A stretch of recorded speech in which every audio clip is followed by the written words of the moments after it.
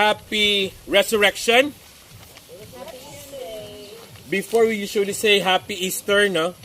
But nowadays, it's resurrection because indeed we are focusing on the resurrection and not the rabbits, not the bunnies or the eggs. Friends, you might wonder why we are outside the church. Yes, because our Resurrection Sunday is out here in the beautiful place of, correct me if I'm wrong, Helicoon in Valley Resort. Ayan. Ha? Insecure po ako kasi lahat ng mga members ko nakadress. Wait. Ayan po. Nakadress po silang lahat. Ako lang po ang naka-shorts. Okay. Walking shorts naman, di ba? Okay. Eh, nasa pool kasi, no? Di ba? But yeah, as I was joking earlier, this is a fulfillment of a bucket list to see all of you in dress and me in shorts. Di ba? Right. So, nevertheless, inside the church or outside the church, wherever we are, is always a good place to worship and meditate on the Lord. Especially now, it's resurrection.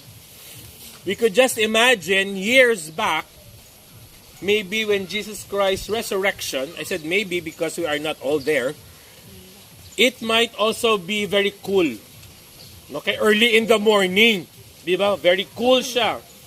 Just like Manay Angga a few days ago shared in our GC, the historical facts that in that church, Pangga, you can sit.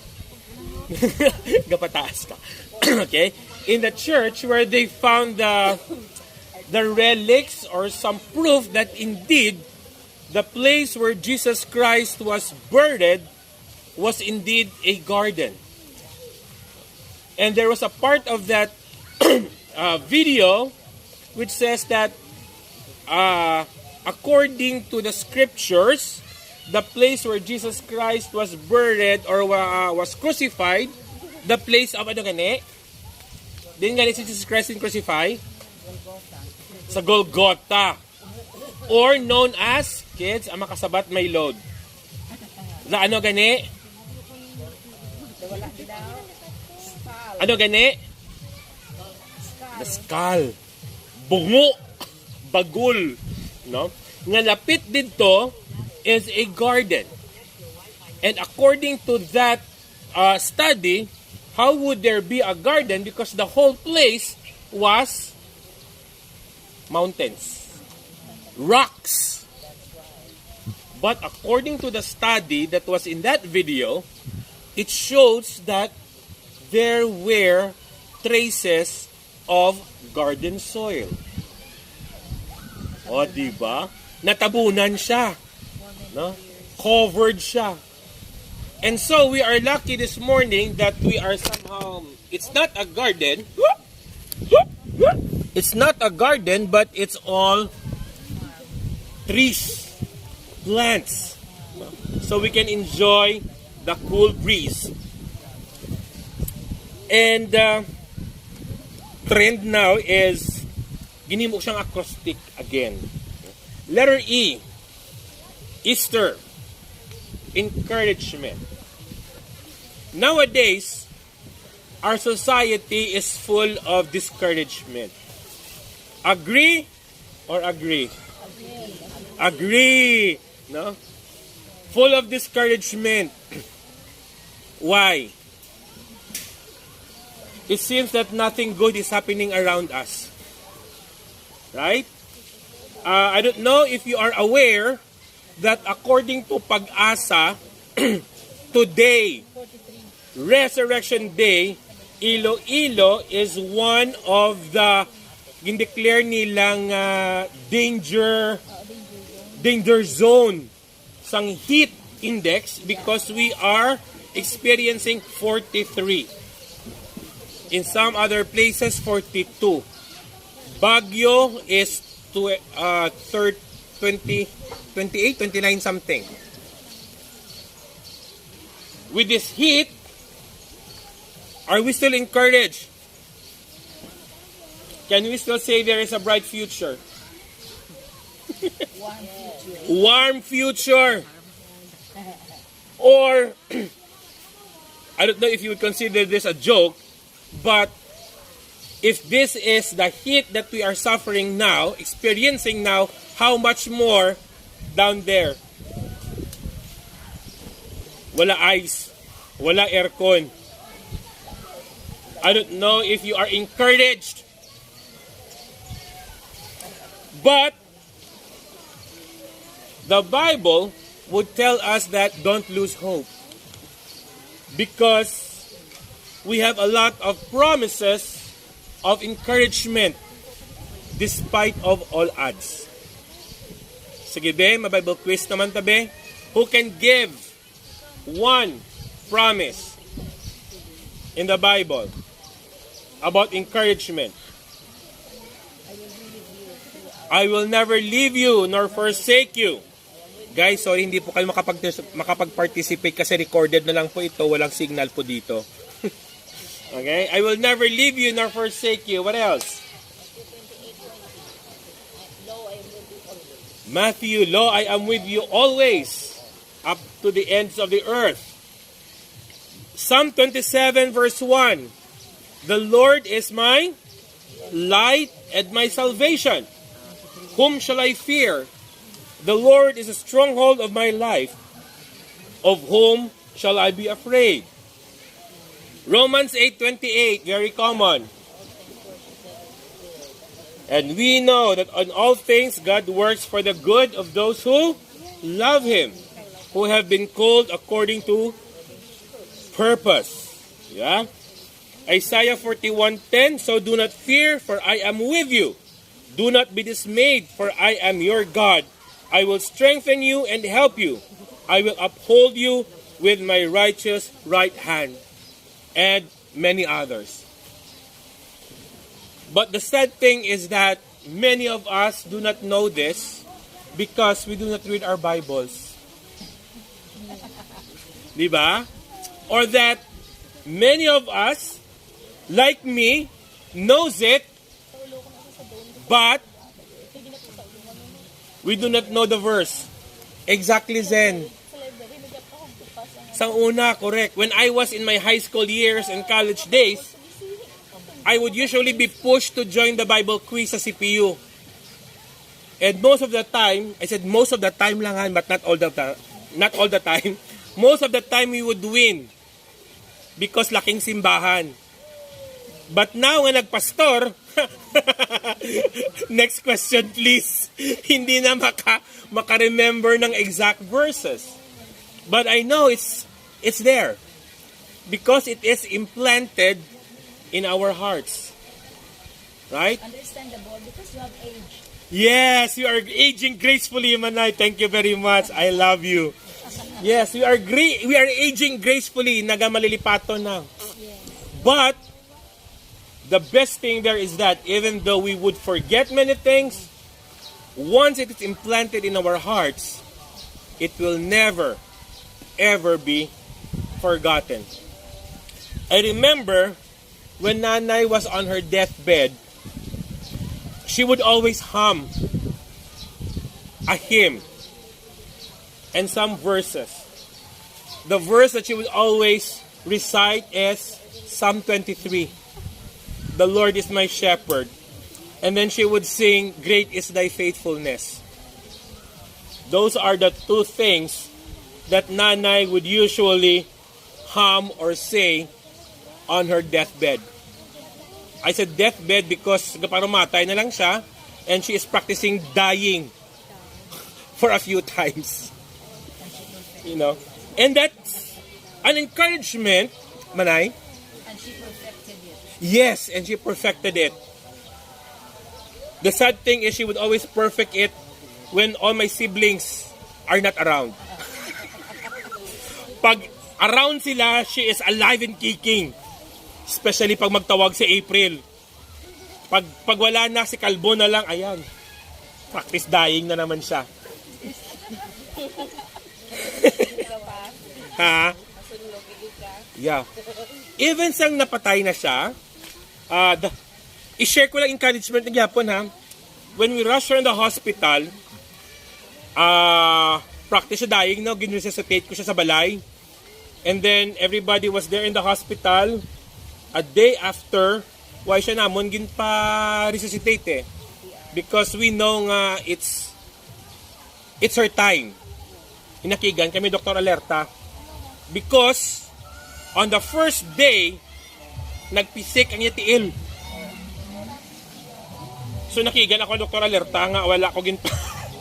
And then, the most funny thing is when everybody was there at around 11 o'clock that night, ga-respond siya. So when all my siblings are gone, at around maybe 2 hours after, she started to deteriorate. And then everybody was out there and said, balalik na kamo din. Si nanay, tulog na. Tulog na. She's gone. You know? And so I said, Nay, dayaon giti mo. But I said, well, it's your time. So, go in peace. Hello, I really know when you would feel the cold coming down from her feet, slowly going up. Patsagad mo gid sa balaya.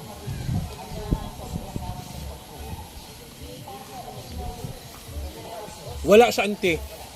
Wala siya ya. Ya o many cases ga us-us siya. Pero si nanay siguro why siya nag-us-us because flat siya nga daan eh.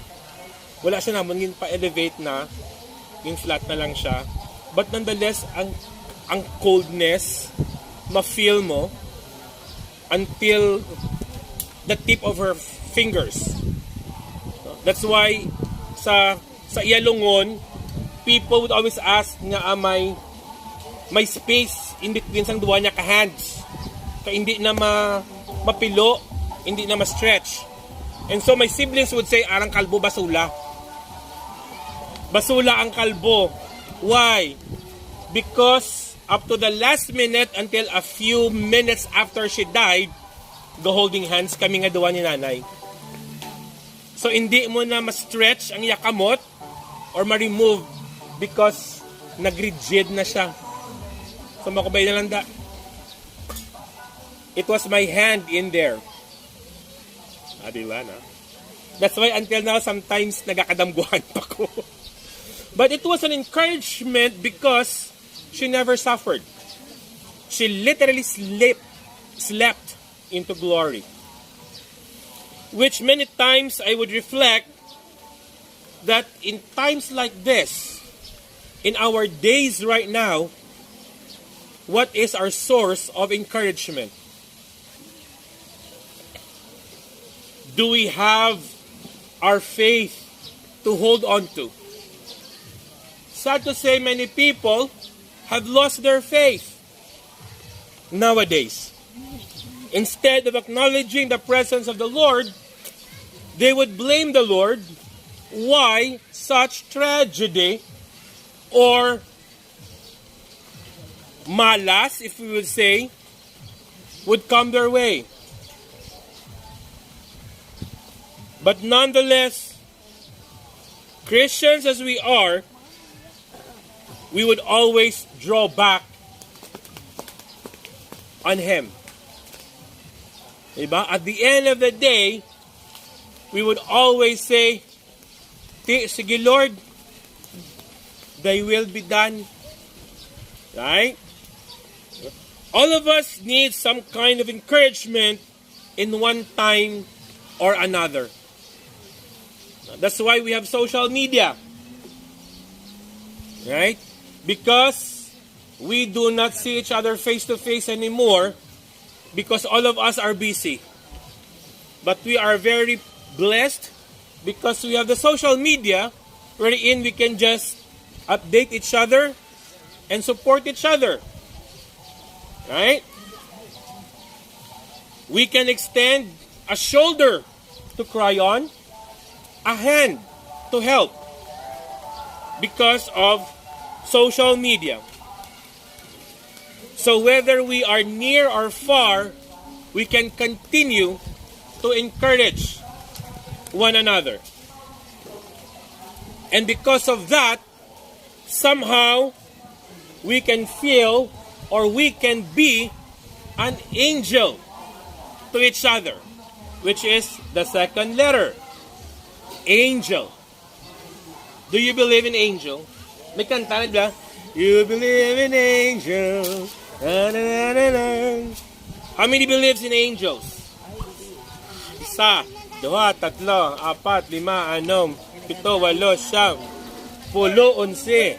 Have you seen an angel? No? I have seen one. I have seen many. Here. You can be my angel. Yes. Here. Diba? All of us can be an angel to each other. Why? Oh, wow, very good. Why? Yes, Pangga. Ako ko ng angel. Ay, nagkatla ako. Ano ya? Why can we be angels? Because in one way or the other, sometimes we can also bless and help each other. Diba? Just like angels do, they would always, in our knowledge as human beings, angels would help. Diba? That's why some of us would pray, Lord, send your angels. Diba? Send your angels. Because we would always claim that the Lord has angels around us protecting us. Diba? When I was working in Manila sa Jollibee, there was a time that I was waiting for my ride from Santa Mesa going to Pag-asa at around 11 o'clock at night. And then it was very dark. A small little kid passed by and said, Kuya, don't stand here. Go there.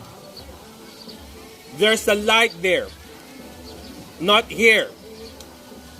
Without any question, I obeyed the child. I went. The following day when I went back to work, one of our managers said, Sir, di ba sa Quezon ka pa, sa Pag-asa? Saan ka where are you watching or where are you taking your ride from here? When I told her the place, she said, at around what time? Only to find out, approximately during that time, there was a hold-up and a murder that happened in that place. And when I heard it, nag-playbo ko eh. So that little kid was my angel during that time. So again, angels are just around us. Or it can also be us. Mark 16 verses 1 to 6 would tell us that there were two angels who stood outside the tomb and told Mary that what or who is not there. Who are you looking for? He is not here. And today, why are we here? Who are we looking for? Many of us are looking for something every minute of our lives. We are looking for, syempre, automatic, life is hard, so we are all looking for money. We are all looking for work. Diba? Young people are looking for their partners. Mas nami ang yuhom sang diri nga side compare sang diri nga side. Zenim, delikado ka day, dugay-dugay may manong gabi na sa imo. Gali. Tahan ko na ginasugo ko na gani. Aw, Suportahan ko man. very good. Ang diriya. Taas ang kilay sang nanay. Tulong ba? Diba? Gana. Tuon, anay, No? Tito Pas gani, wala pa ya. No? We are looking for something. Just like Mary, she was looking, or they were looking for something, but it was not there. Jesus was not there. He has already gone out of the tomb. Just like to us, or just like us today, when we are looking for something, most of the time, we are surprised. Diba? That would lead us to the third one, letter S, surprise. Surprise! What we are asking for is the exact opposite of what we are receiving. Agree or agree? Am I right or I am right? Agree. Diba? Many times, what we are searching for, or the answers we get, is the opposite of what we are looking for. So, surprise! Right? Why? Because we might be searching for the wrong thing. We might be searching the right thing at the wrong place. Diba? And so, the Lord is giving us surprises. And today we are here in this wonderful, beautiful place. Are you surprised to see the beautiful ambience, the nature? Diba? I could just see the face of the kids earlier running around. And then was it Joyo or somebody told me, Pas, may cave to. Ikaw to soft no, may cave daw. Tudlo mo ka sa akon ha. There's a cave. May shark. May eagle. Nakita nyo ng peacock? Stretch pa lang. Ostrich pa lang. See? We are experiencing the beauty of nature in this place.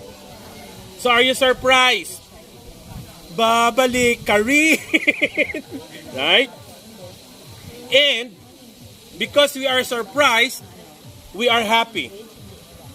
Why? Because it is something that we did not think about. But the Lord said, MCBC people, you need this. I'm giving you this the whole day because you deserve a break. Wala agad siya nag-amen.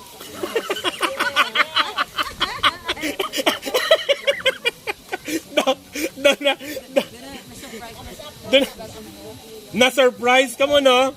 Because basically, Convention Baptist, we do not say amen. Right? We just nod our heads. Yes, a little bit. Thumbs up kung sa Facebook pa, right? Yeah, I'm just testing how you react. And because of that, are you willing or are you excited to tell others about it? That's letter T. Tell others. If we experience good things, we cannot stop by telling others. Right? Chismis na yon. Well, kung good thing siya man na, hindi naman siguro chismis yun, di ba? Unless fake news siya, then chismis siya. Di ba? So, hindi pala ako makatanong sa inyo ng agree or disagree kasi naka-recorded lang po tayo, no? Walang signal. Okay? So, pag fake news, chismis siya. But if it's true, it's a fact. So, it's tell others. Just like Jesus Christ resurrected. It is not fake news. It is reality that Jesus was risen. And He is alive. And Jesus Christ did not just stop in one place. After He was resurrected, or he went out of the grave, where did he go? He appeared to several people in many places. He told as much people that, hey, I am alive. I have conquered the grave. And that is the same message that Jesus is telling us today. Amidst the discomfort of life, amidst the difficulties and discouragement, the chaos of life, hey, my dear child, I am alive. I have conquered death. Kung sino gani ang kon? Let me try your memory again. Who was that? Who said, Lord, if it's really you, let me put my fingers. Thomas, the doubter. Let me put my finger to see if it's really you. Diba? Di ko mag-amuna bisubong, no? If Jesus Christ appeared here in us, what would you say? Aswang! Right? Eh, bigla nga lang siya nag-appear eh. Because,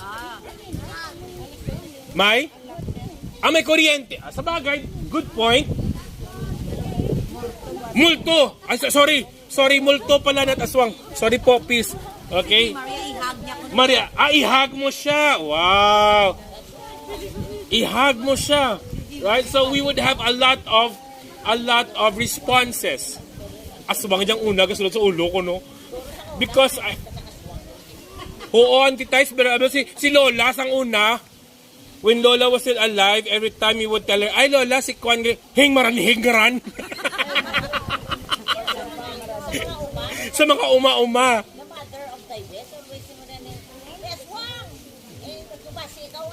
Nan. Diba? So today in the city, wala na sang aswang, no? Meron yapon? Ano? We've encountered aswang here in the city, ganyan pastor. Really? Wala na sila sa Umara, na sila city. Wow! Sosyal lang ang mga aswang. Wala na galing sa boarding house.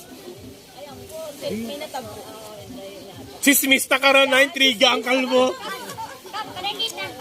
Kapri, yari na sila sa city. Well, anyway, before tayo madaranan on those things, which I would really say they exist, but the point here is that when we would see Jesus Christ nowadays, what would be our response? Reactions. Different reactions, right? Exactly, Antitites. That's my next point. Because we are anticipating the second coming.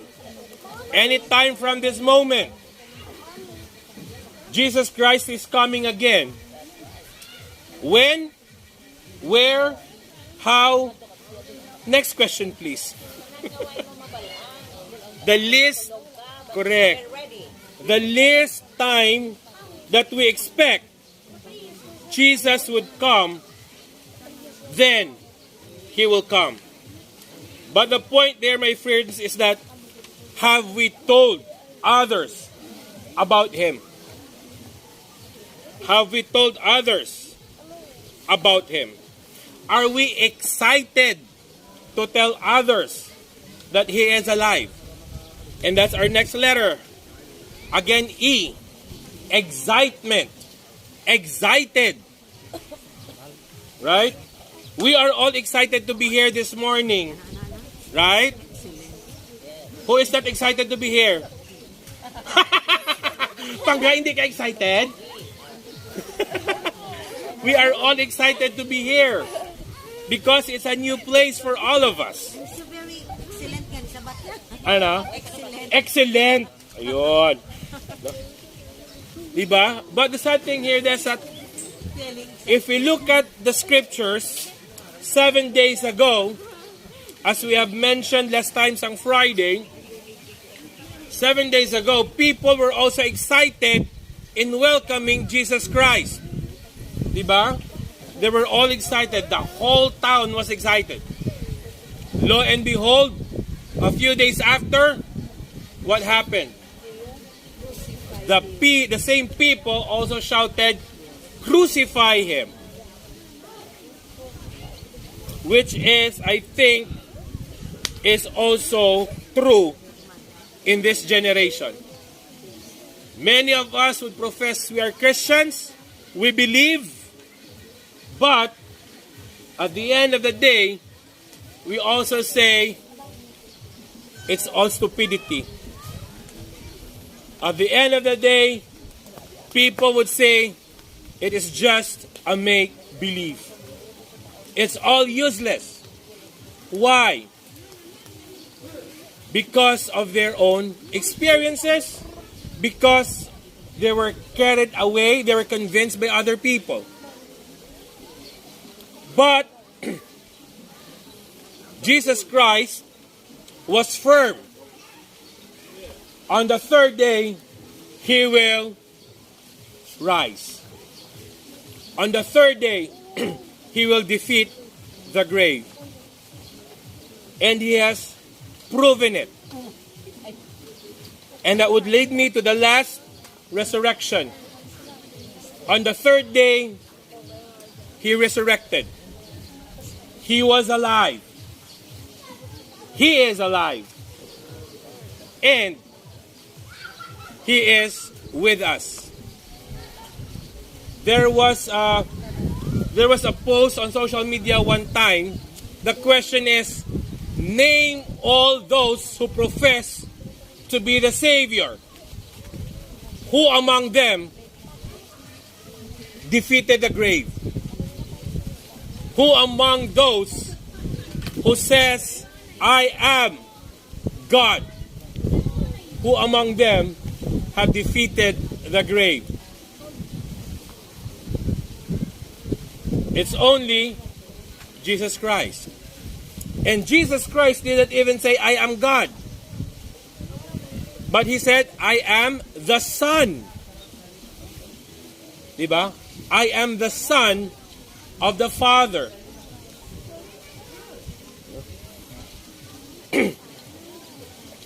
In our present scenario, what would you think would be the first words of Jesus when He rose from the grave? In our context nowadays, if it happened today, what do you think would Jesus Christ first say when He rose from the grave? Mag-post doon sa FB. Correct. Si Joyo, yagon masay, "I love you." Masay, "I love you." Okay? Paano siya to mag-say, "I love you" to? Kaya ra siya sa sulod sang cave. Bye, I love you. Oh, I love you siya ya. JM, ikaw ya.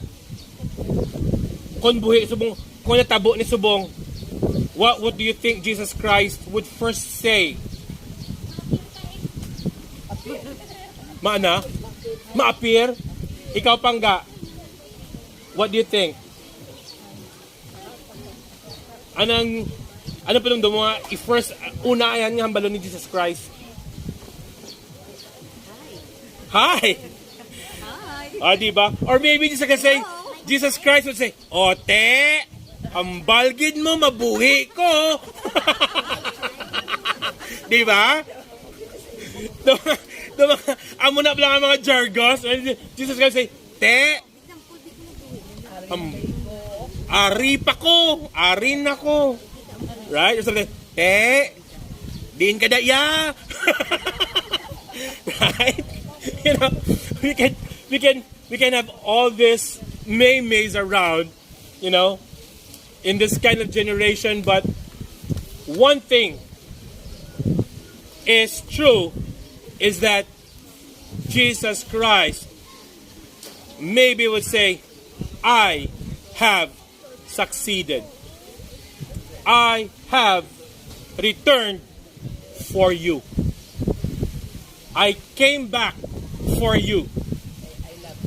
I love you. Do you believe me now that I will be risen on the third day?